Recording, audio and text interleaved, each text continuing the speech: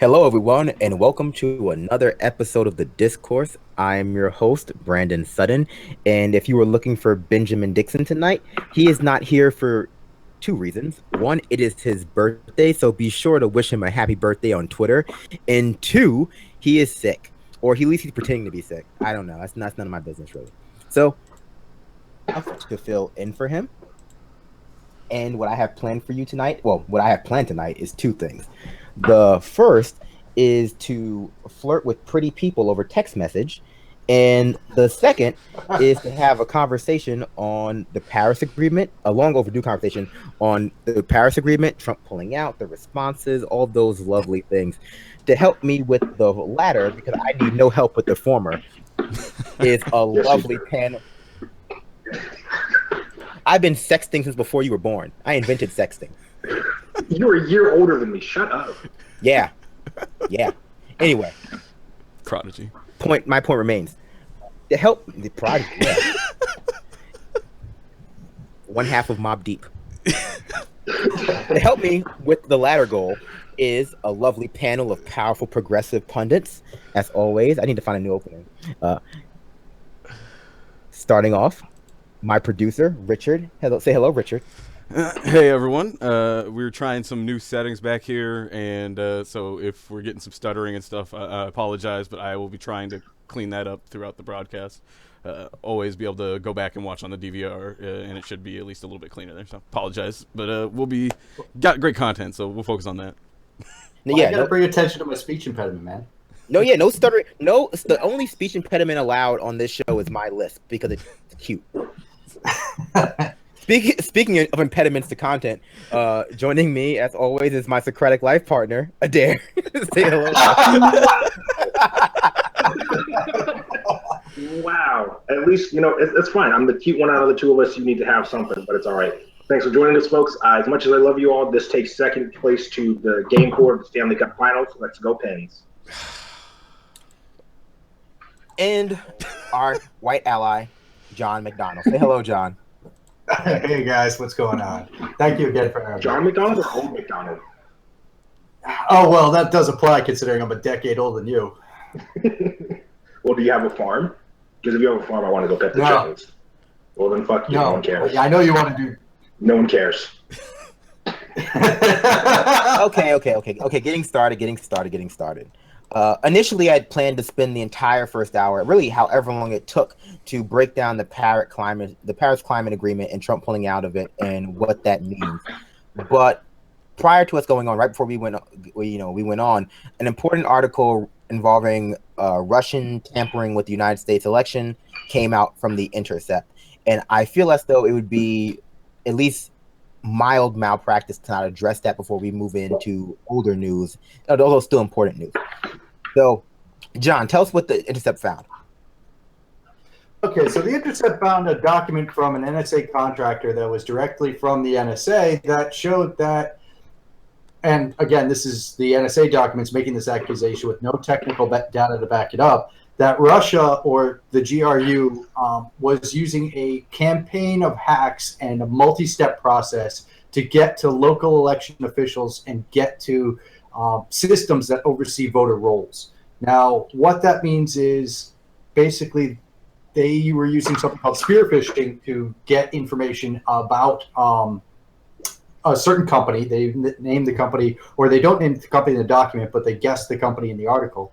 And then they use that information that they gathered from that one company to then send the local officials emails that were, again, a second part of a spear phishing campaign to get access to their machines by putting on a Word document that had a shell script for Word. In the background, possibly set up a beacon or possibly set another malware package to be downloaded. Okay, so what does that mean? I know what that means, but what does that mean in terms of Russia's role in hacking the election? Like, is it definitive that they did it? I mean, I'm speaking rhetorically, but I want you to get to the meat and potatoes of this particular article. What does the article prove? So far, the article proves that a spear phishing campaign went on to get to local electors. That's it. They found some shell data, a shell script, or at least the NSA says they found a shell script and a Word document that allows them to set up something that allows for the local machines that are affected to have remote control. Now, does that, and the NSA even goes further into the article saying that they don't know whether or not it affected the election. They don't have any evidence that it did. They don't have anything. All they have is they have this spear phishing campaign. So, and again, like I said at the very beginning, nothing in the NSA document or even the article substantiates the claim that it was Russia that did this. And multiple people inside, even in the article, were quoted as saying this is not a very sophisticated campaign, which means it doesn't necessarily have to be a nation state. This could be anyone. And I pointed you to this earlier, Brandon. There was a guy, and there's an article in Bloomberg called How to Hack an Election. There was a guy from South America who did this this same exact thing in multiple elections across South and Central America.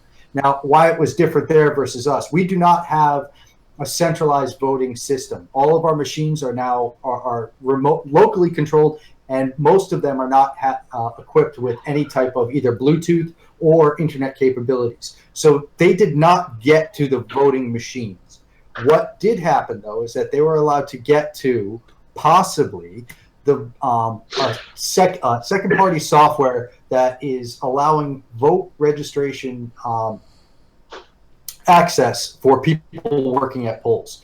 So what this means is that if a poll has someone come in, present ID, they look up on this second-party software and say, oh, this person is registered in this county as a Democrat, blah, blah, blah, and then they're given a form to go vote, put it in the machine, and then that's tabulated. Okay, so no hacking voting machines. This is not that. This is not them individually hacking voting machines. This is not them tampering with the digital records of voting after the election.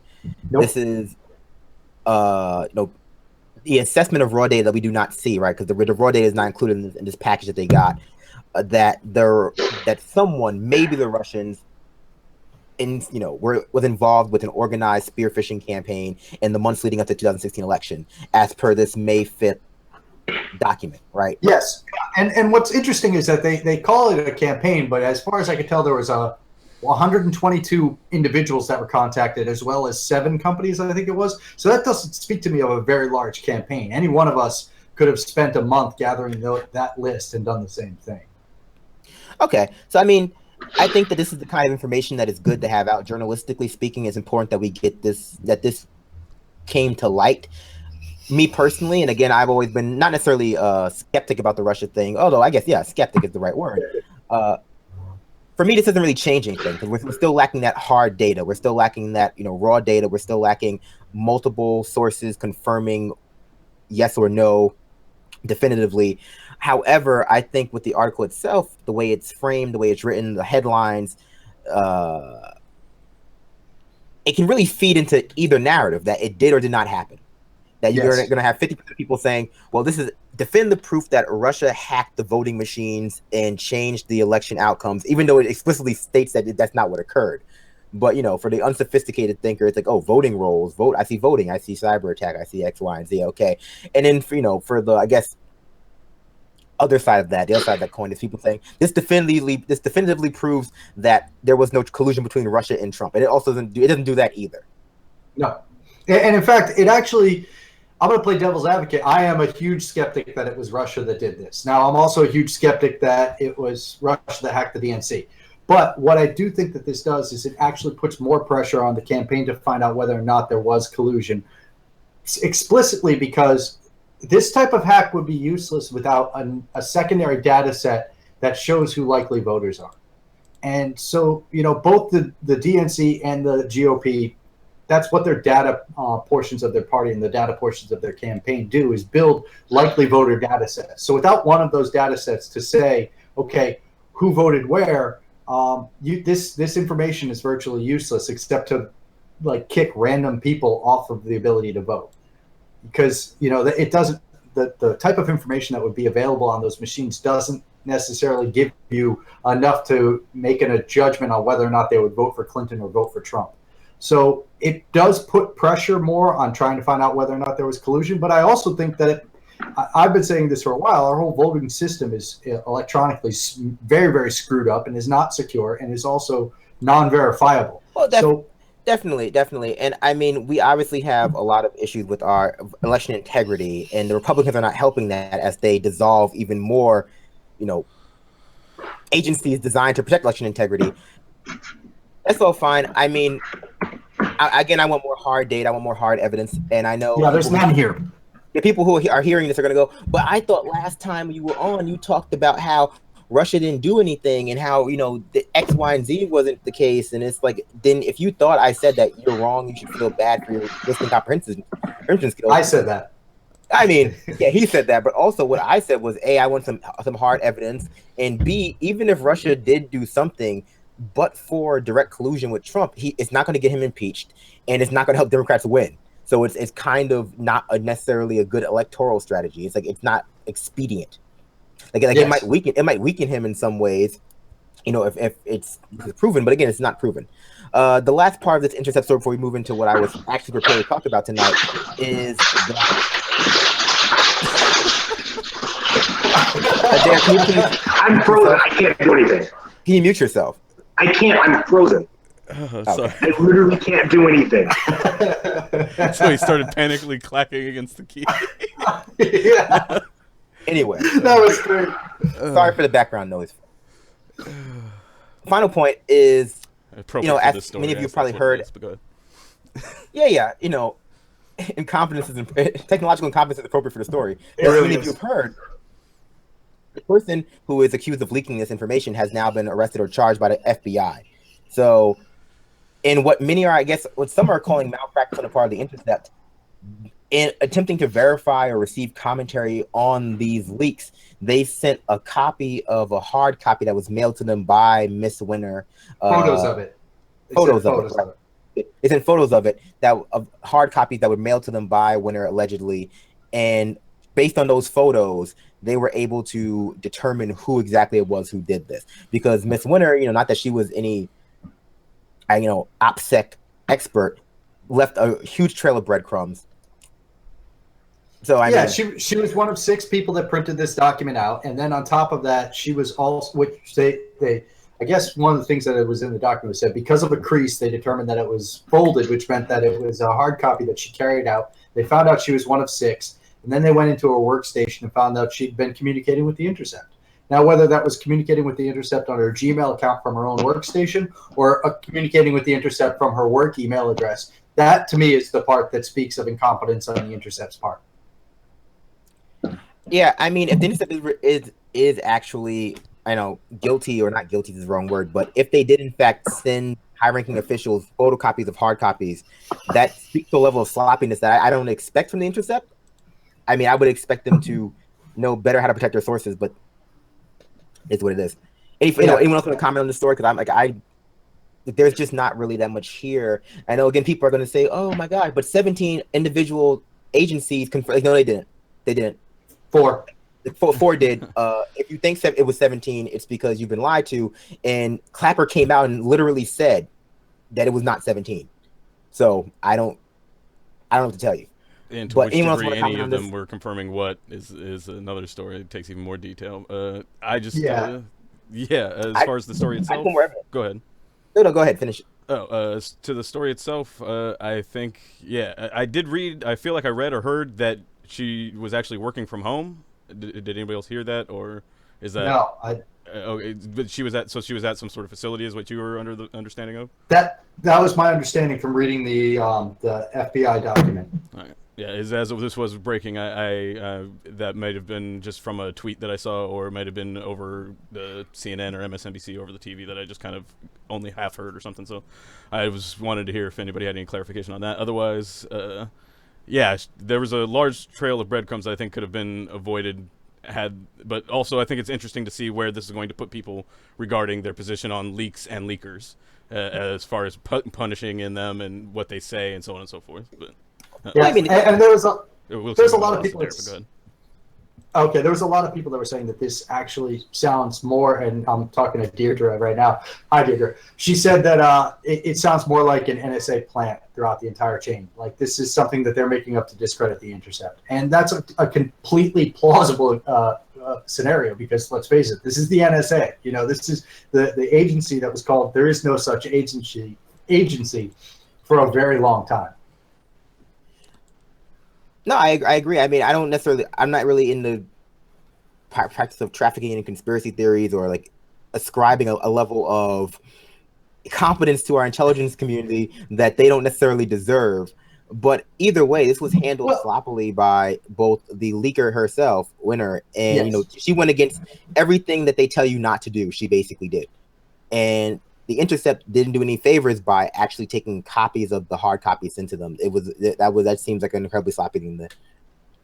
Yeah, that's where I'm at on it. It seems unusually sloppy, and I mean, that you would presume that there within the budget there would be an expert that would be able to give advice, and maybe some action was taken without the expert's opinion or something. I don't know.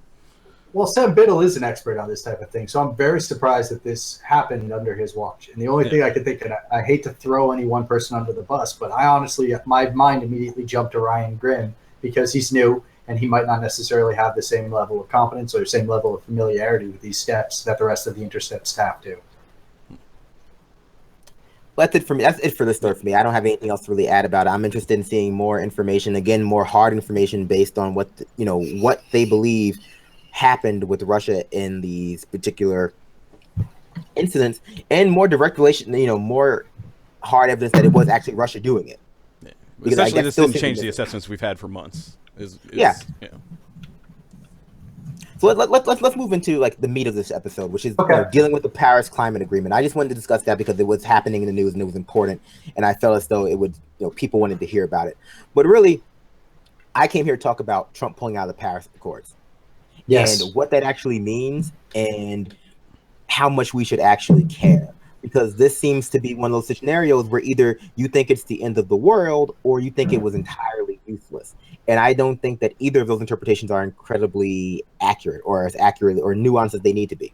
So, to frame this conversation, maybe to tilt my hand a little bit, I'll ask you all a question, and then we'll go, we will go into the meat of this. On a scale of 1 to 10, how useful do you think the Paris Accords were? Don't answer that question yet. 1 being completely useless, 10 being incredibly useful, and you can useful legally, useful pragmatically, useful symbolically. Go ahead, John. First, go ahead. I think it was probably about a 3 or a 4. It's useful symbolically only. It doesn't put any ramifications in place for anyone who does not meet the accords. It doesn't do nearly enough in terms of what we have to do to combat climate change. So really, all it is it's making it a nice little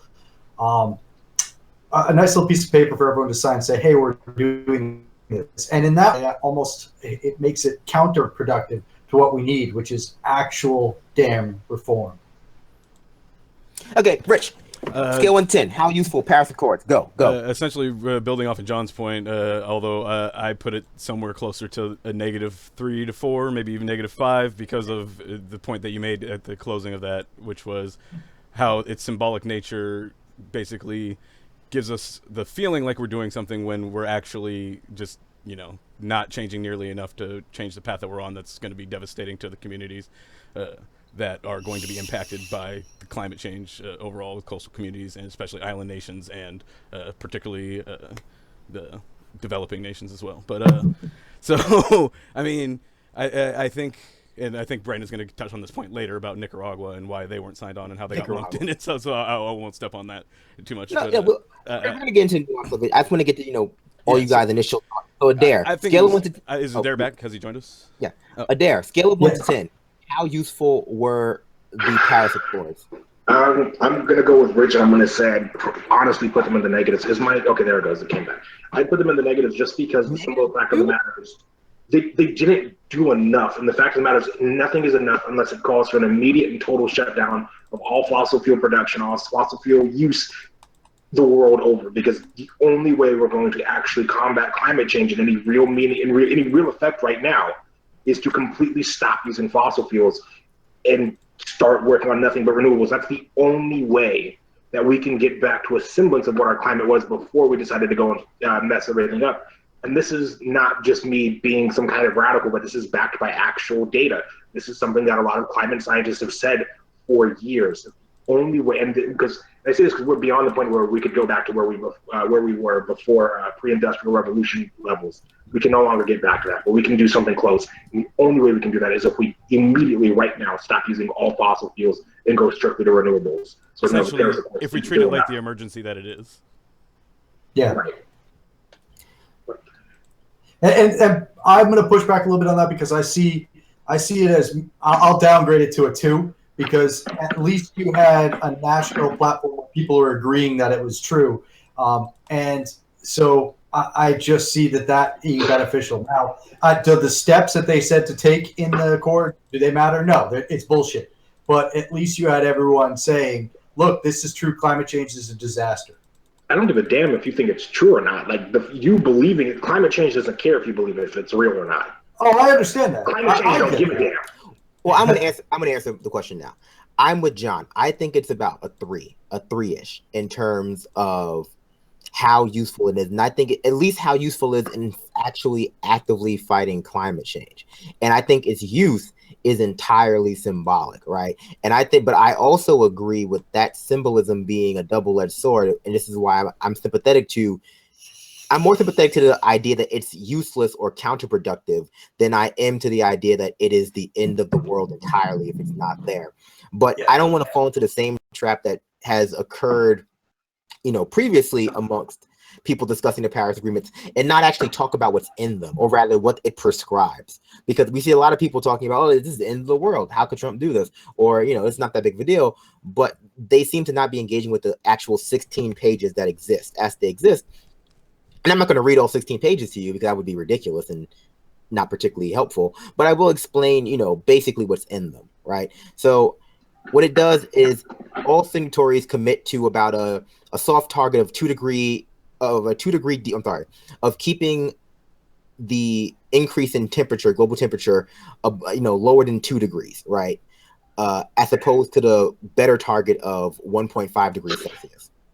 Yeah. It allows individual nations to decide how much exactly they're willing to do to actually meet that goal. They can decide whether or not that's a reasonable goal. They can decide whether or not they are going to commit resources, establish laws, et cetera, to meet that goal. And furthermore, it doesn't allow poor countries, specifically in the global south, to seek damages from more developed nations for climate disasters that affect them, in order to rebuild or repair.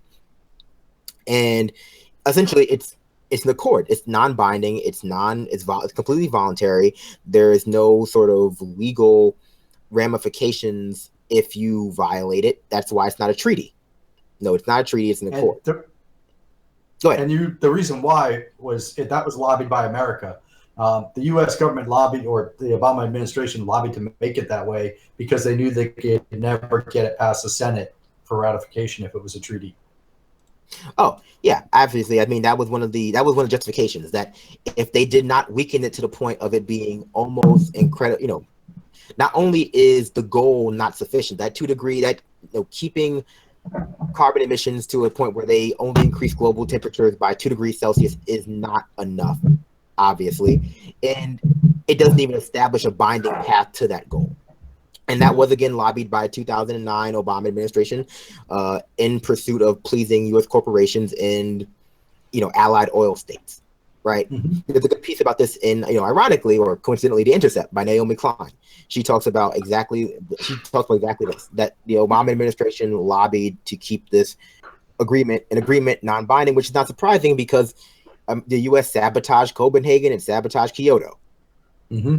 Yeah, because there's a long history of this sort of thing happening. And so me and you, John, are like on one side of this. We think that it actually had some use, right? So describe to me what you think its use was. You said symbolic. I think it's symbolic too. Because at least you can hold up and say, look, we all agree that this is a problem. And right now we've got half of our goddamn country is saying this is not a problem. It's made up and it's non-believer. And in that way, also, it's a double-edged sword, though, because half the country still thinks Obama was Muslim. And so you've got the same people on the same side of the goddamn issue. And so I honestly think, though, that at least admitting there is a problem is the first step. And that's what this does. Whereas Kyoto and the rest of Copenhagen, which we sabotaged, kind of make it seem like everybody in the United States feels this is not a problem at all. How about you, Adair? You said it's useless. I did say it's useless, and here's the reason why. And I'm going to kind of push back against what you had to say, John. It's nothing against you. It's simply this. I don't give a shit what half of the people think. I don't care. I don't care if half of the people in this country think the sky is purple. I don't care. Reality doesn't care. Therefore, elected officials should not care. The people in charge, the only thing you should care about is the scientists who have gathered and interpreted the data and told you this is a thing that needs to be done. And the fact of the matter is, a symbolic win is not good enough. It's just not. The fact of the matter is symbolic wins are not going to help us reverse the trend of the climate change that we're facing right now. Symbolic wins are not going to stop the ocean from rising 3 to 4 feet. Symbolic wins are not going to stop islands in the South Pacific, specifically ones around Australia or wherever, getting mined out for as much of the fertilizer compounds as they can, and then sinking into the ocean. A symbolic win's not going to bring back the Great Barrier Reef. Yeah, I don't give a shit about symbolic wins. What I care about is what's happening in real life right now. And to that extent, the Paris Accords really don't mean anything. They really don't. And the fact that they're just in accords is part of why they don't mean anything. The fact that Trump could just pull out of them is a part of the reason why it doesn't mean anything. And when he said, I was elected to represent Pittsburgh, not Paris, Pittsburgh wants them, bruh. So if you're elected to represent Pittsburgh, Pittsburgh didn't vote. Pittsburgh did vote. Pittsburgh is a fan of the Paris Climate Accords. So if you're there to represent the bird, do the right thing. Also makes you wonder, like, does he actually know what the Paris Accords are, right? Like, Not because a chance in hell. No. There's no way he knows. They don't really have a lot to do with Paris, right? Like, Right. I mean, they do, but then they don't really have a lot to do with Paris. Like, similarly, they don't impose anything. And so, like, this idea of, well, I'm here to represent Pittsburgh, not Paris, like, that's very cute and alliterative, and we know how much I love alliteration, but that has nothing to do with the actual, meat of the Accords. Like, it's not about Paris or pleasing people in Paris. That's just where, they treat it Versailles. It's like, it's not really about Versailles. It's regardless. If you talk Don't forget, Versailles, there was a people push for won't know Patriot that. fries at one point in this country. Like, don't my underestimate God, the pettiness of our vindictiveness towards France, particularly among that political segment. A couple things I just wanted to add real quick was that we got to be careful when we say half the country, because usually we're talking about Republicans, and usually we're talking about voting Republicans, which is about 25% of the country, give or take. Half the country has realized that this political process has nothing to do with them other than punishing them for existing within it, and so they've more than less checked out, and so their opinions, I think, they tend to be more, I think, on the liberal side, but feel that, or to the left, but feel that there's nobody representing them. But I just wanted to touch on those quickly. Go ahead. Well, I was saying half the country in specific references to polls that say that half the country. So that's not a matter. It doesn't filter down to Republicans or anything else. I'm talking about literal polls. Like, 70% of the country believes in angels. Like that. That's. That's. That's true. I think when you get to adults, I think climate change and understanding climate change is more. I think it's more widely accepted. I think when you limit it to registered voters or a Gallup poll has 47% of the country viewing climate change as a actual extreme problem. Like that's the Gallup poll right there. Right. Okay. Gallup says that 47% of Americans view climate change as a pressing issue. When you look at other polls and look at the biggest issues they necessarily vote on, climate change doesn't really rank as high. But when asked specifically about climate change, they view it as the rightfully so, as an existential crisis. And so again, I flip back and forth between both John and not all three of you, right? John and then Richard and Dare on the other side. So I think there is, Naomi Klein puts this in her article, the theoretical power present within the Paris Accords to, for moral and popular pressure, right? For people to name and shame countries who are not doing their part, for the populace of certain countries to, cite the Paris agreements and cite the fact that individual statesmen are not living up to the spirit of them, quote unquote, specifically Justin Trudeau. Yep. Yeah. And it has a decent-ish benchmark, right? 2 degrees Celsius is not where it needs to be. That's 1.5 degrees at least. But 2 degrees is better than 3 or 4 if it was actually met. But where it falls apart is the fact that there is no enforcement mechanism. which again was something that we lobbied for. We lobbied for there to be no enforcement mechanism within the bill. Which is important in the context of the impacts of the U.S. drawing out or pulling out of it in general, that are being painted. Yeah, I mean, the reason we can draw out of it is because it's not a treaty. Right. And so there might not be any actual consequences. We've seen people are talking about actually putting consequences in place. But if we're going to talk about the symbolism of it, as it pertains to fighting climate change, then we have to talk about the fact that it does provide this cloak to continue to pollute, but to still, pretend as though you are fighting climate change. Just pretend as though you are actually, in good faith, performing up to the expectations of the agreement. Right. I mean, that was the whole thing. As John, as John said, it's important for countries to acknowledge that climate change is man-made, but I don't think it was. I don't think the rest of the world was as behind us as the Republicans, or as behind on that as the Republicans are in our country. Yeah. Nope. Literally, no one else in the world is as behind on climate change as we are. Yep. Go ahead, John. No, that's it. I mean, everybody, including Russia, is further ahead on acceptance of climate change as a reality than we are. And, the Obama administration soft-footed this issue because they knew they were going to face political difficulty at home. And so that was, like I said, they themselves, the Obama administration, lobbied to make sure that this wasn't a treaty that would have to be ratified. They made sure that this wasn't something that would have any stick to it. Just like, I mean, if you remember, part of the reason why the TTIP fell apart was because the Obama administration was lobbying to lessen the environmental regulations that the EU was imposing. So, that is just the history of that administration. We're going to say we're going to do something, and then, hey, turns around, it's not as good as we're saying it is. Yeah, and I think it's so quickly, just to the idea that then when the U.S. is pulling out, that weakens the idea that this is going to be enforceable, or that this agreement has more teeth. It's actually kind of to the opposite, in that the U.S. pulling out of the agreement gives the remaining people the opportunity to try and create an enforcement mechanism without the United States opposing it. Yeah. But even if they did that, here's the issue. Even if they did that, the fact of the matter is the United States, it won't change anything. We're going to outproduce everybody with as much carbon as we can.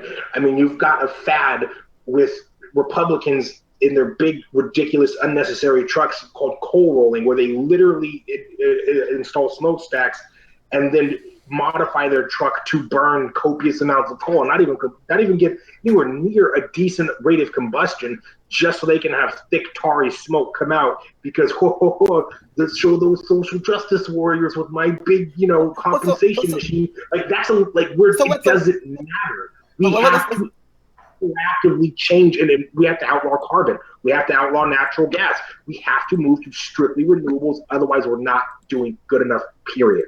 I agree 100%. I agree. Well, let me finish this. I agree 100%. My entire job for the past 14 years was essentially battling climate change on the water. I mean, that's what I did. When I wasn't deepening a harbor, that was what I did. And so, to watch it happen and to see some of the plans that are actually currently being worked on by the Army Corps of Engineers to combat climate change in New York City, in Boston, in Florida, in all those places, to see what they're trying to do, the amount of money that we're going to sink into the fact of into protecting areas of this country because we're denying that we have a problem is fucking staggering. Yeah, the preparations they're making aren't to actually prevent climate change; it's to prevent the impacts of climate change, raising tides and impacting larger water bodies. Exactly. And it's fucking staggering. Trillions and trillions of dollars. And I think that honestly, this Paris Accord allows the whole entire world to kind of get on that footing, and this is going to be an acceptable level of climate change. This is going to be an acceptable level of environmental impact, and we're going to make sure that there's going to be businesses that benefit from all of this, and this is going to be a global accord in managing that. That's what I see when I look at it, and that's why I view it as negatively. So here's the thing, right? So there is definitely that empty performative gesture that tricks people into thinking that climate change is actually being fought, right? Because we know that Exxon, a month after this came out, a month after this accord was signed, Exxon released a statement that was released a report rather, that assured that fossil fuels would still be meeting 80% of global demand up until 2040, right? So that's actually impossible by the mandate of the accords. For the accords to be met, we would have to be actually, waning off of fossil fuels by the mid-century. We'd have to be way more than what I think 80% on renewables by 2050. So that's just not like that was the amount of contempt that Exxon and other oil companies had for the Paris Accords. And that leads us into whether or not Trump knew what he was doing, right, when it came to doing this. Because it was never an option. Who's the Secretary of State? And also whether or not the reaction has been even mildly appropriate, because let's be honest, there was never a chance that Trump was going to actually participate in the Paris Accords in good faith, right? Like that just wasn't an option. We know that in his first week, he signed executive orders on Keystone. He signed executive orders on the Dakota Access Pipeline. He appointed Rex Tillerson to head Secretary of State and Pruitt to head Secretary of EPA. He was already rolling back the Clean Power Plan that was signed under Obama. And so really what it reveals that there were only really two options under the Trump administration. There was stay in, but don't actually participate in reducing carbon emissions, or there was just tear it up, right? You just tear it up. And so the real difference here becomes an optical difference, and thus political fallout as opposed to any actual difference in carbon emissions, or rather measurable one. But correct me if I'm wrong. I mean, it's like you said, it's optics. Like you said, I mean, he appointed Rex Tillerson as his Secretary of State. Yeah. He appointed the CEO of what was he was the CEO of ExxonMobil or something like that, one of the big oil companies. You can't appoint an oil company exec and then say, hey, guess what? I'm going to do so great with climate change. We're going to make the best climate ever. I mean, it's just garbage.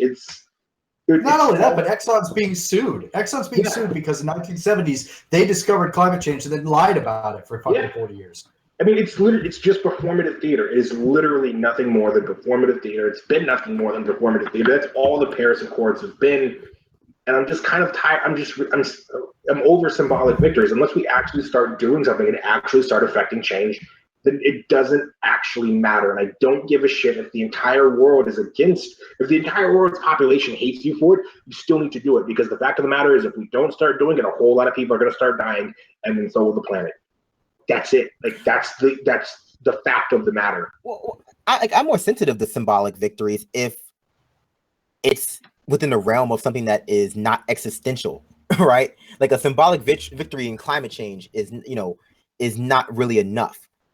Acknowledgement without change in this particular field is not enough to warrant excitement over this thing. And I think some people are treating it as though it was actually a mandate to get us down to below 2%.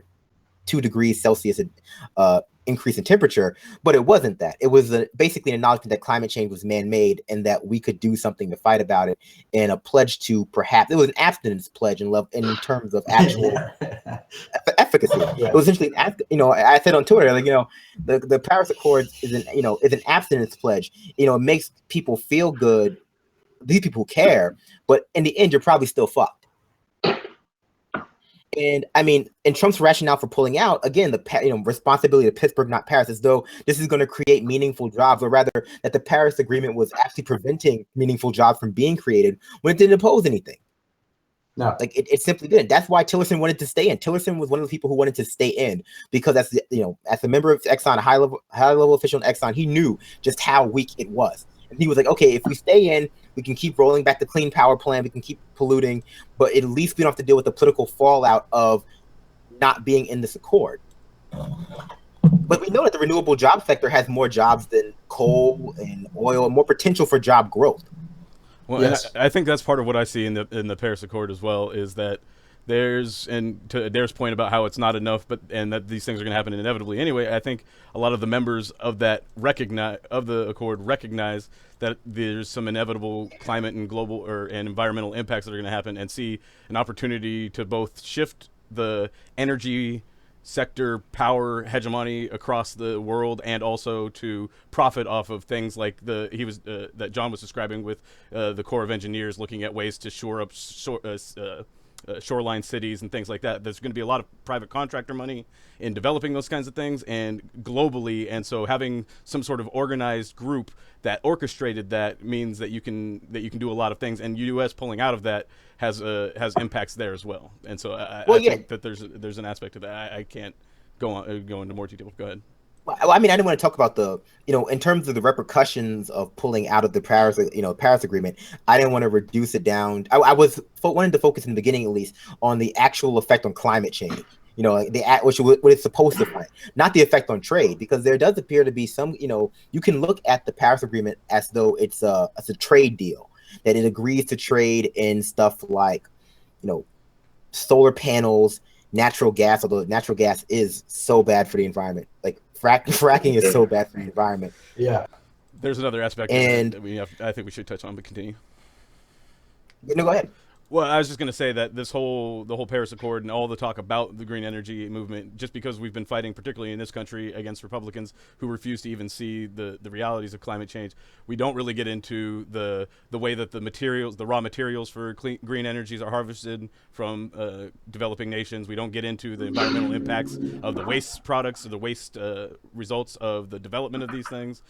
So in some cases, particularly in the early stages, especially solar, more so than wind, did cause more environmental damage in the development stage than its coal or carbon alternative. And so moving forward, while we may be creating less of a carbon footprint, we have to look at the toxic chemicals that are produced as a result of green energy as well, I think.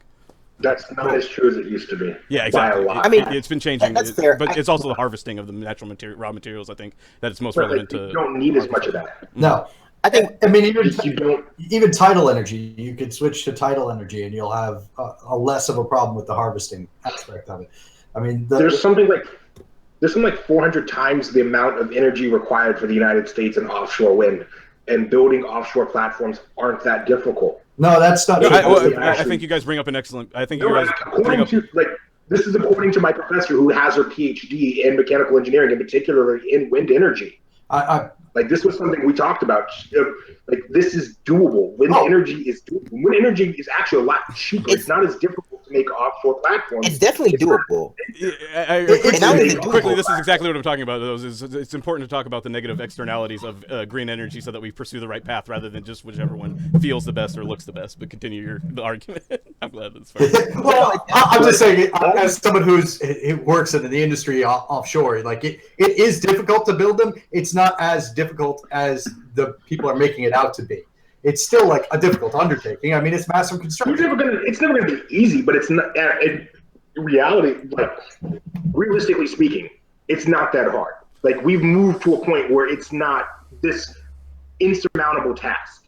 Yes, I know, because my project, my project was researching offshore wind energy and offshore wind energy platforms. I did the calculus for a lot of it. It's not as difficult to do. It should be easier than drilling. It should be easier than drilling 1,000 or mile down into the earth and so on and so forth. Here's actually the thing though. That's not the argument for why people aren't doing it, right? The idea, the arguments for why people don't want to pursue wind and sun energy are usually stupid, right? They're like, well, what happens on days there's no wind? What happens if it's cloudy outside? So you guys want to get into a nuanced conversation about how difficult on a scale of 1 to 10 is it to build, offshore wind turbines. That's a great conversation, but that's not the conversation anyone else is having. It's not most people.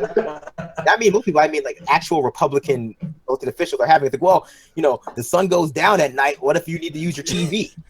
It's that's the level of the discourse everyone else is at. And I think that the negative externalities of producing solar panels, great conversation, not nearly as bad as the negative the downstream externalities of fracking, of burning coal, of any of those other things, right?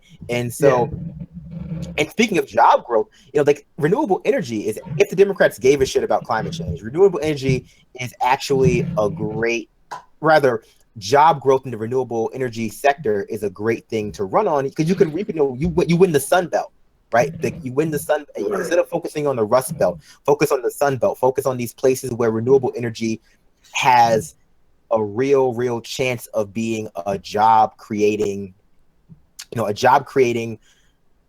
machine, right? And for lack of a better term. Mm-hmm. and stop trying to like focus on manufacturing jobs and actually work on a sector that has the ability to grow.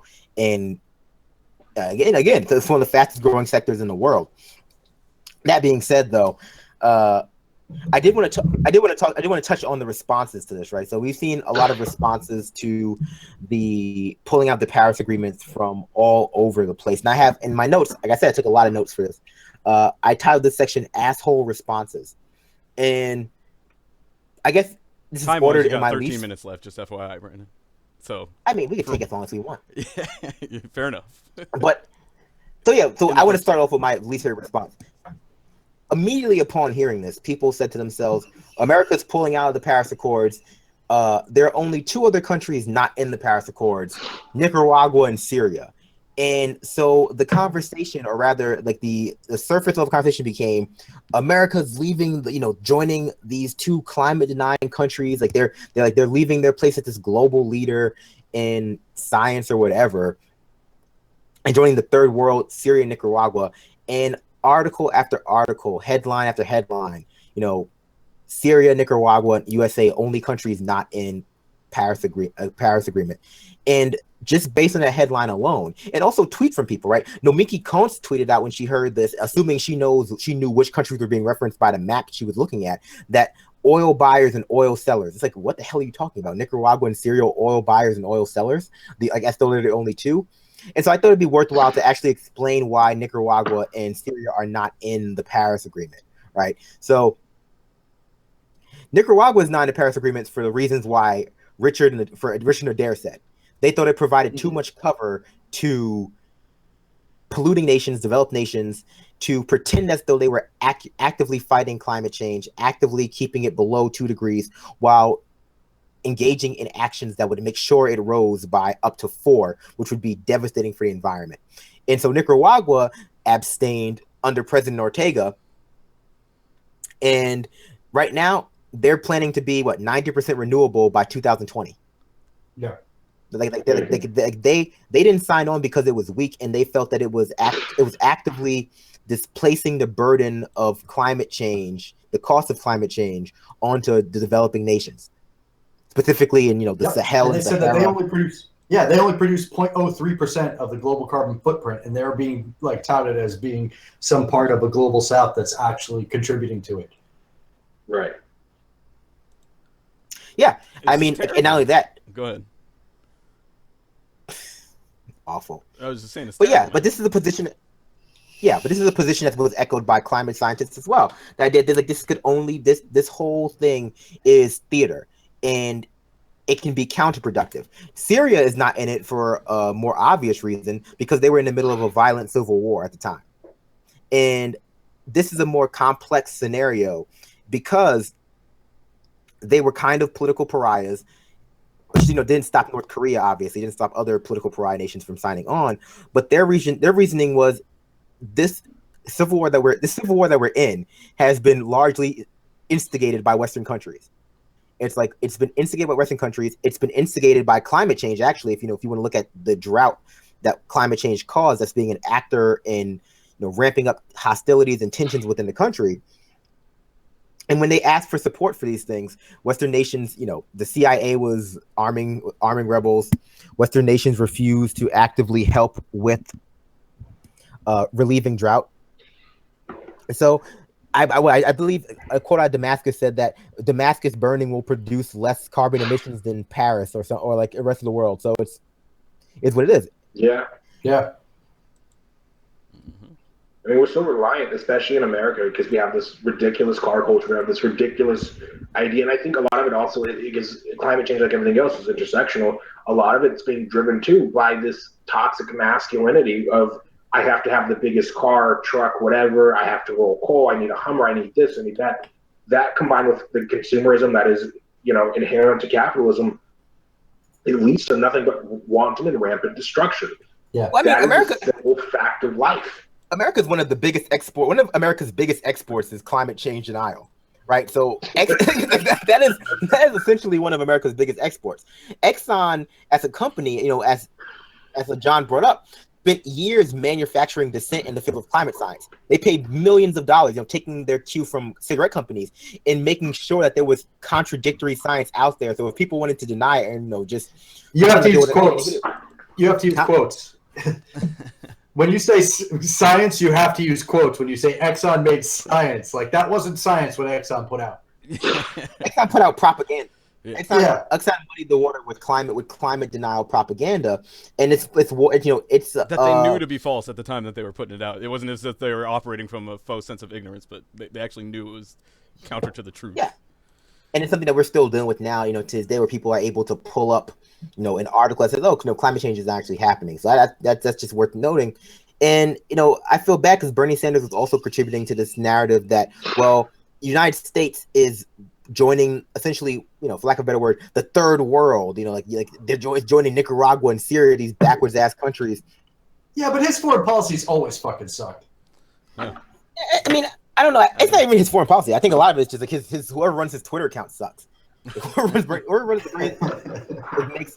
has a lot of bad takes, and so for me, it just shows how deeply ingrained this idea of American exceptionalism is into the minds of the people, right? That 6-figure, 7-figure, 8-figure journalists are making the Nicaragua, Syria, U.S. all being out for the same reason, faux pas, as if it's nothing. And I think I heard one or two people make that clarification as to why Nicaragua was out versus, and I don't think I actually heard Syria ever actually explained on any of the coverage I saw. I read it in a few of the articles. Yeah, the articles usually did it. Right? Mm-hmm. You read the article, it would explain why Syria and Nicaragua are not in it, usually somewhere at the halfway mark. But the headlines in the implied message was America is no longer joining the first world or whatever, sophisticated nations. It's joining these backwards places to deny climate change science. And that was disheartening because the truth was even more frightening, right? The truth was even more disgusting than there are 3 countries in the world that deny climate change is man-made and are pledging to fight it. Because in reality, only America at the state level, at the federal level, is actively denying climate change is man-made in a reasonable way and should be fought in a man-made way. That's your headline. That's your clickbait right there. Yeah. America, literally the only country in the world to deny climate change is man-made. Literally, literally the only country. And so it begs the question why they chose not to do that instead. Because I think the idea of American exceptionalism is pervasive, it's ubiquitous. That's this idea that America's pulling out because it's no longer a world leader. It's no longer a world leader. America hasn't been a world leader since China bought us. And as we covered earlier, the leadership role that we were playing in as we were talking about earlier, the leadership role that we were playing in that agreement was preventing it from having any teeth and holding anybody accountable. So the idea that we're pulling out again. Yeah. Go Adair. To be perfectly honest, the only thing America leads in is mass shootings. Yeah, not those. The only thing America leads in is mass shootings and teen pregnancy. That's it. So. I mean, it's funny. That's actually a real shitty thing to do, right? We went into the Paris Accords, made them worse, and then left. That's the hubris of that. We went into the agreement, made them worse, and then just left them. Fuck it. We don't even want to do this anymore. Yeah, total dick move. I mean, this is for me. This is just one more thing in the long line of, because a lot of these takes are, well, the reason why I pulled out America lacks a sophisticated leader, right? We're no longer a world leader. Trump is not a sophisticated leader. This is more Trump is chaos. Trump is destroying the world narrative, and that's why I'm more sensitive to the people who are saying, well, this was useless anyway. Let's not make a mountain out of a molehill, because yes, the political ramifications of this are going to be huge, right? We already have people like Corbyn talking about a carbon tax, taxing American goods, people are actually actively talking about sanctions against them. I mean, and a year ago, as Naomi Klein points out, people would, the idea of sanctioning the United States for their pollution would be nonsense, but now it's actually on people's minds. I think while we talked about the political ramifications, that we could have done whatever the hell we wanted and remained in the accord, because of how it was structured, that whatever Trump's going to do now that we're out of it, we could have done while remaining a part of it. It's just that was him just trying to speak to the base. Yeah, it was a purely political theater. Yeah, go ahead, Adair. They believed it was something that mattered. They believed it was something that if we just pull out of that, we'll show those leftists, we'll show all those stupid liberals But I mean, in reality, they could have continued to do everything that they're going to do now. They had already rolled back the Clean Power Plan. They had already started rolling back the Clean Power Plan, and so that's where it comes down to. You have people like Elon Musk coming out going, people like Elon Musk, and other business leaders and business elites coming out and going, hey, like I can't believe Trump is doing this. I know we're going to be on his presidential council. It's like he said fuck you to the environment in day one. Why is this that? That's why I said that there's political ramifications for this, but those ramifications really show how shallow people were actively engaging with this. Elon Musk had no problem staying in the presidential council when he was rolling back the Clean Power Plan. Or putting somebody in charge of the EPA who didn't believe in climate change. No, he believes in climate change. If you watch the press conference, you put the dude who sued the EPA like a ridiculous number of times in charge of the EPA. Like, you don't give a shit. I mean, there were many signs much earlier that clued us into what he was going to do with the environment, I think. Go ahead, Brandon. I mean, I hate to be that person though. But the fact that Rex Tillerson and all these other company heads, Lloyd Blankfield from Goldman Sachs and all these other oil company heads, still wanted to be in this agreement tells you how bad it actually was. Yeah, because it's like, I mean, I know why. I was just gonna say that when I heard that Trump had disagreed with Exxon and Rex Tillerson on this, I was like, okay, well, I'm glad he's disagreeing with them. So I guess Exxon doesn't really run the White House if he's going to disagree with them on this. But at the same time, this is not the thing I would have hoped he would have disagreed on. Well, a lot of people are disagreeing with this because it actually makes it harder to trade in natural gas. It's like a lot of people, they're disagreeing with this because it makes it harder to trade in frack stuff. It makes fracking more difficult for them. Like, it makes fracking less profitable, even though it's just as bad. It's worse for the environment because of all the methane releases. So people like Lloyd Blankfein, who actually invest money in the fracking industry, as far as if I'm remembering that right, like, this actually hurts their bottom line, and it has nothing to do with the environment. Yeah. Exactly. Tillerson just wants to continue polluting. He wants to continue polluting, and realizes that this is going to get them undue attention from people. Exactly. That's one of the silver linings for Trump has been his extreme selfishness, greed, and self-centered perspective on everything has helped prevent him from having the types of successes that a lot of the powers that be that we're expecting. So, like, they were expecting him to get less something passed on healthcare, but more something passed on repatriation of funds from overseas and some sort of tax bill getting passed. And the way that Trump goes about things and how selfish he is about, more worried about the meetings that he's setting up with foreign leaders or phone calls that he's getting from foreign leaders, that is actually preventing him from being able to pass things in Congress. And so that's a silver lining to his narcissistic nature. Go ahead. Well, I mean, we're talking about the foreign leaders or the business elite, right? Like, because Justin Trudeau also came out with very strong words. But for people who know what Justin Trudeau is actually about, it's like he was all in on the Keystone XL. Just all in on tar sands. About laying down those pipelines. That's all he wants to do. He is like, to the point in which he was not only violating, or rather his tar sands project was not only violating the spirit of because you can only really violate the spirit of the Paris Agreement, with not only violating the spirit of the Paris Agreement, but it was also violating the UN Council on Indigenous Rights. Like, it was also violating the rights of indigenous peoples. So, I mean, but here's the thing, right? This finger wagging from the business elites, this finger wagging from foreign leaders, is not going to hurt Trump with his base. It's not. No. It's just going to make it's going to make him look more powerful. He gave the rest of the world the middle finger. This is honestly, this Paris Accord leaving Trump, right? As a descriptor, right? Trump who leaves the Paris Accords is exactly who a lot of people vote for. Like this. I'm going to give a middle finger to the rest of the world, Trump. Yeah, to everyone. This is what they just refuse to acknowledge or recognize that he's doing it out of his own self-interest and not out of theirs, which is the key component that I think that they're missing out of this equation. I mean, this raises a larger question because we know who wanted to pull out. Pruitt wanted to pull out and Bannon wanted to pull out. This raises a larger point about the fact that the kind of ethno-nationalism that Bannon represents, right? That kind of ethno-nationalism is a barrier to climate, actually fighting climate change, which requires global efforts and requires global moderation of use. You can't just fight it by yourself. You have to actually engage with other states. And I guess to touch on the we were talking about how the Exxon knew for a long time, and that I think America's known for a long time, and a lot of Americans have known that, and the science has been coming out, especially more since 2000, regarding that the world cannot sustain everybody living like Americans. You know, the world can't eat beef like America. The world can't drive like America. The world can't have the big trucks and the SUVs and all the things that we've come to accustomed to as part of our commercial capitalistic existence in America. The rest of the world can't do that, and making more money and having it all be more profitable won't resolve the problems that are going to occur as a result. And that is something that we haven't really wanted to deal with, despite having the evidence thrown in our face over and over that it's just not sustainable. Yeah. Well, yeah, you know what? Let's take a break here and, come back later.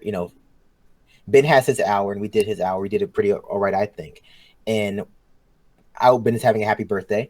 Yes. And so we'll take a little break. We'll all take a little break, and we'll come back and we'll finish the episode off the air and post it later. Does that sound good to everybody? Anyone want to say any last words for the live audience? Just happy birthday to Ben, and thank you for the opportunity to be here and fill in and be on the channel. And that's make sure to check out the SoundCloud for the rest of the show. Adair. Happy birthday to Ben. It's been a long week, y'all. It's been a long week. And you're going to want to hear wonderfully that. uplifting words from Adair. Let's end it there for the time being. Shut the All right. So let's check out the sound.